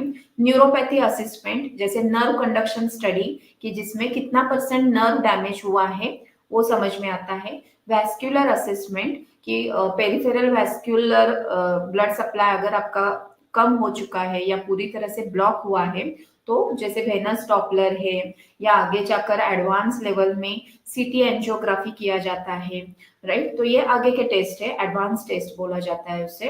तो ये करना पड़ता है वैस्कुलर असेसमेंट में। And diabetic footwear means diabetic foot है तो आपको फुटवेयर कौन से यूज करने चाहिए, राइट। तो ये आता है कि आपको ईयरली क्या क्या परफॉर्म करना है, राइट। तो न्यूरोपैथी असेसमेंट जैसे ओपीडी में आपको कैसे करनी है, तो सबसे पहले सेंसेशन पार्ट डैमेज हुआ है क्या वो चेक करते हैं हम। तो सेंसेशन आपके पैरों को या आपके हाथ को समझ में आ रहा है या नहीं आ रहा है ये चेक करना पड़ता है। तो एक्सेसिव हॉट या एक्सेसिव कोल्ड अगर आपको महसूस मीन्स फील करवाया जाता है तो आपका रिएक्शन कैसे होता है हाथ का या पैरों का, राइट, वो पहला चेक किया जाता है। तो ये जनरली स्पून, नॉर्मल जो हमारा स्टील का स्पून रहता है वो गरम करके अगर आप पहला ये टेस्ट किया जाता है हाथों के ऊपर, राइट, हैंड्स के ऊपर, एंड देन फिर वो पैरों के ऊपर किया जाता है। तो अगर आप वो तुरंत अगर आप आपके हाथ के स्किन को टच करते हो तो आपको महसूस होता है कि ये गर्म है, राइट। तो ये जो रिफ्लेक्स है कि सडनली आप आपका हाथ रिमूव करते हो और वो जो गरम जो महसूस होता है आपको स्किन को, राइट, वो जो हॉटनेस महसूस होता है दैट मीन्स आपका वो सेंसेशन नॉर्मल है कि हॉट टच आपको महसूस हो रहा है। वैसे ही सेम कोल्ड टच कि अगर आपको हाथ के ऊपर अगर हम तुरंत ठंडा आइस रख देते हैं, बर्फ रख देते हैं, तो थोड़ी देर बाद आपको ठंडापन महसूस होता है और हम तुरंत वो आइस को निकाल देते हैं, right. That means cold sensation is proper, normal है, राइट। वैसे ही सेम पैरों का किया जाता है। तो इसमें हम चेक करते हैं कि आपको सेंसेशन है या नहीं है, टेम्परेचर सेंसेशन आपका प्रॉपर है या नहीं, टच सेंसेशन अगर आपका फिंगर से हम आपके स्किन को टच कर रहे हैं हाथ के और पैरों के, वो आपको महसूस हो रहा है या नहीं है, अगर हम प्रेशर जनरेट कर रहे हैं तो प्रेशर आपको महसूस हो रहा है या नहीं, ये आप touch sensation, pressure sensation and temperature sensation hot and cold का ये चेक किया जाता है न्यूरोपैथी असेसमेंट में। Then test for light touch, light का इफेक्ट हम टच करते हैं। लाइट टच मीन्स कि नॉर्मल टच पहला देकर देखते हैं, देन डीप टच जैसे कि डीप प्रेशर देकर हम आपको कितना उसका महसूस होता है पेन वो चेक करते हैं। Then test for motor nerve loss कि जैसे कि मोटर नर्व अगर आपका डैमेज हुआ है, मोटर फंक्शन अगर आपका हाथ का पैरों का डैमेज हुआ है तो जैसे कि अगर आपको मीन्स आप चल रहे हो और अपने आप आपका फुट ड्रॉप हो रहा है, सडनली आपका फुटवेयर निकल रहा है, राइट, तो वो वॉक करने के लिए आपको कहा जाता है और वॉक करते टाइम आपको आप अगर आप मीन्स फुटवेयर आप प्रॉपरली कैरी नहीं कर पा रहे हो या चलते चलते आपका फुट सडनली ट्विस्ट हो रहा है, ड्रॉप हो रहा है, राइट, फॉल हो रहा है आपका, तो इससे पता चलता है कि मोटर नर्व भी आपका डैमेज हो चुका है। मोनोफिलामेंट टेस्ट, ये एक फिलामेंट टेस्ट है कि जिससे पता चलता है कि आपका नर्व डैमेज कितनी मात्रा में हो चुका है। फिलामेंट रहता है वो आपके जो बोनी प्रोमिनेंट पार्ट जो रहता है, हमारे जो मेटाटार्सल जॉइंट्स रहते हैं फुट के, वो प्रेशर पॉइंट्स रहते हैं, उधर वो फिलामेंट से टच करके फिलामेंट से sensation part and motor part check किया जाता है कि वो प्रॉपर है या नहीं, उसे मोनोफिलामेंट टेस्ट कहा जाता है। इसका आगे हम पिक्चर फॉर्म में मैं आपको दिखाने वाली हूँ। सो this is a pressure scan कि जैसे आपको दिख रहा है कि एक वो फ्लैट प्रेशर बोर्ड है जिसके ऊपर आपको पैरों को रखना पड़ता है, और जो इमेज आप देख रहे हो साइड में कि आपके पैरों के ऊपर कुछ पॉइंट्स है, राइट? तो जिधर रेड पार्ट है मीन्स उधर आपका ब्लड सर्कुलेशन प्रॉपर है, और जो येलो पार्ट दिख रहा है, राइट, तो उधर वो पॉइंट पे सर्कुलेशन कम होते जा रहा है आपका, या उधर नर्व एंड वैस्कुलर डैमेज हो चुका है। So this is pressure scan, जो जनरली क्लिनिक पे ओपीडी पे किया जाता है, तो जिससे समझ में आता है कि आपका कितने परसेंट नर्व या वैस्कुलर डैमेज हुआ है।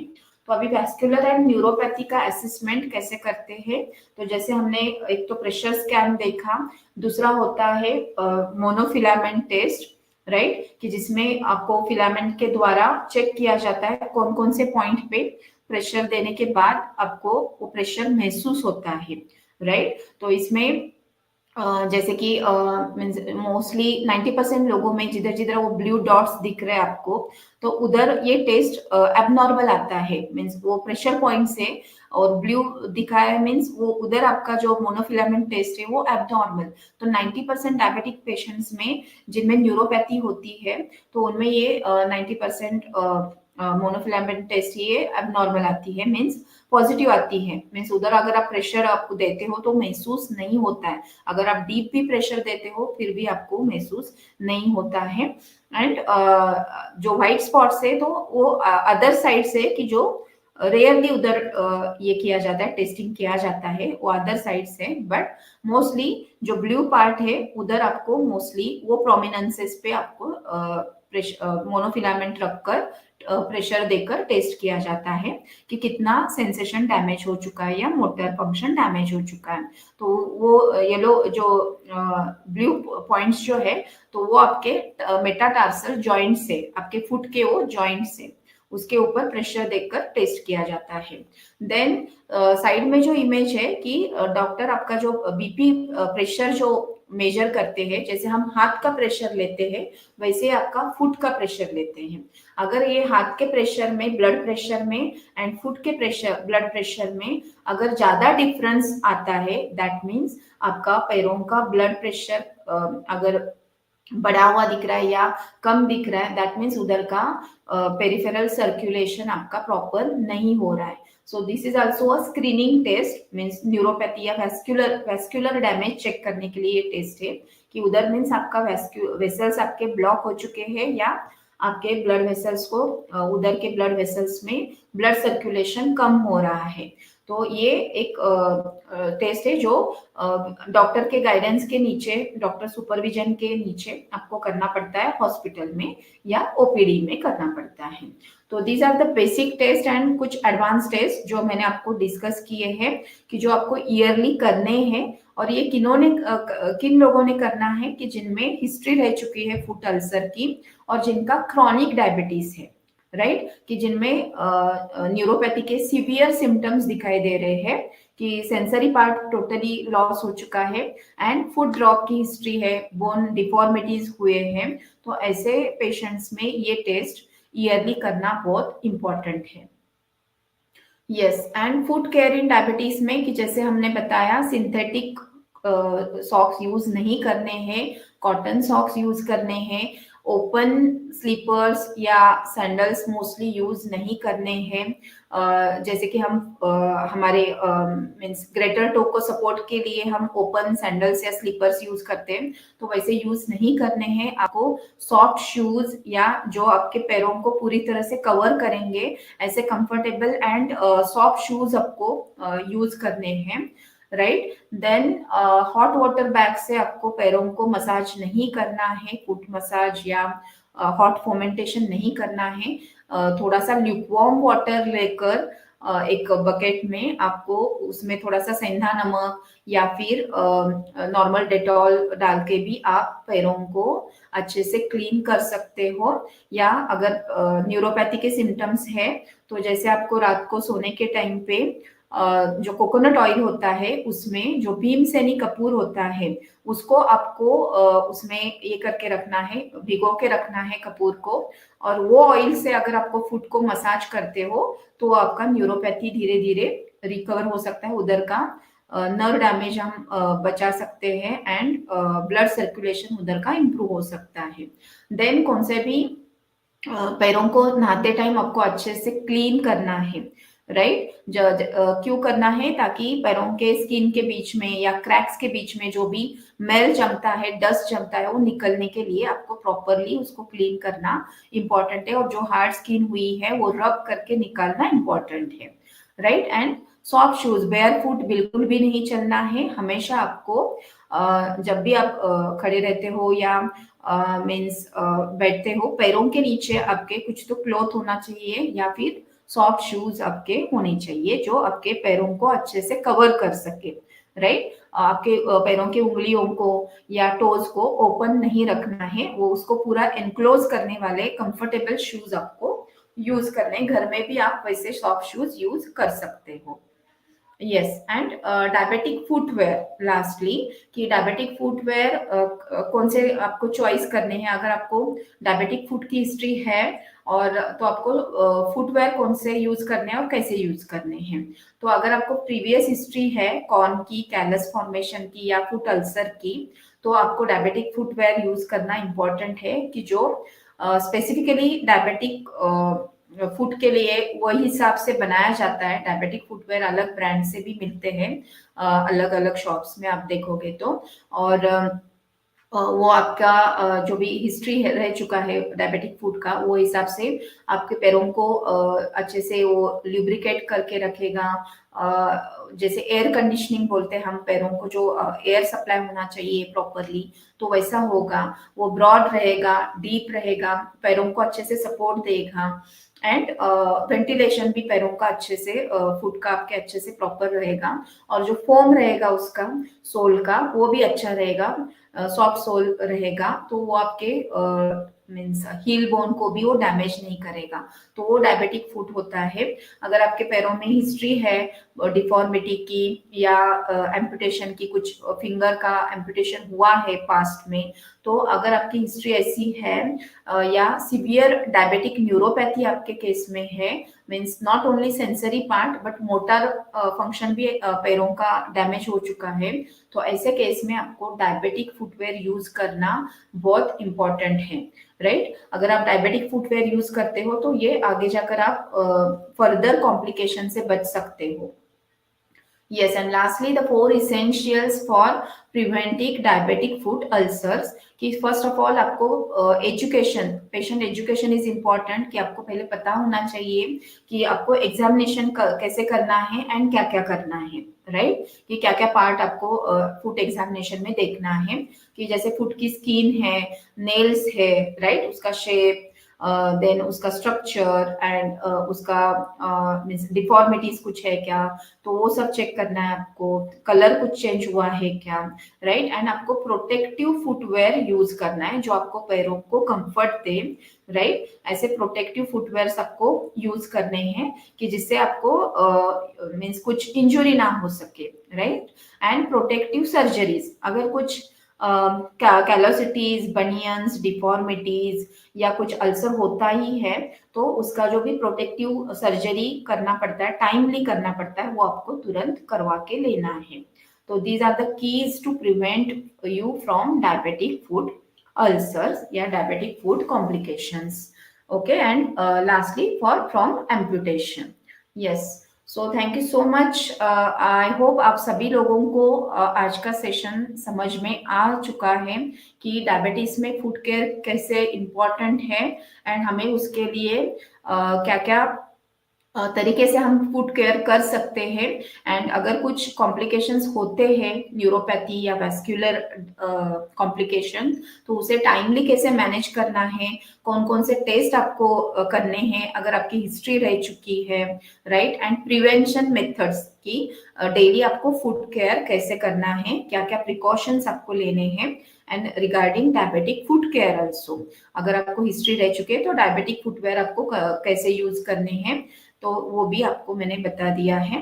तो आई होप आप सभी लोगों को आज का सेशन इंफॉर्मेटिव लगा है, आप सभी लोगों को ये अच्छे से अंडरस्टैंड हो चुका है, राइट। अगर आपकी कुछ क्वेरीज है तो आप चैट बॉक्स में टाइप कर सकते हो, ओके, ताकि मैं आपके क्वेरीज का आंसर दे सकूं। ओके, तो please type you and I in the chat box कि आपको आज का सेशन अच्छा लगा है, आपको सब अंडरस्टैंड हो चुका है एंड इंफॉर्मेटिव लगा है. Yes, thank you so much, Timothy sir. Yes, Anshu Kushwaha ma'am, thank you so much everyone.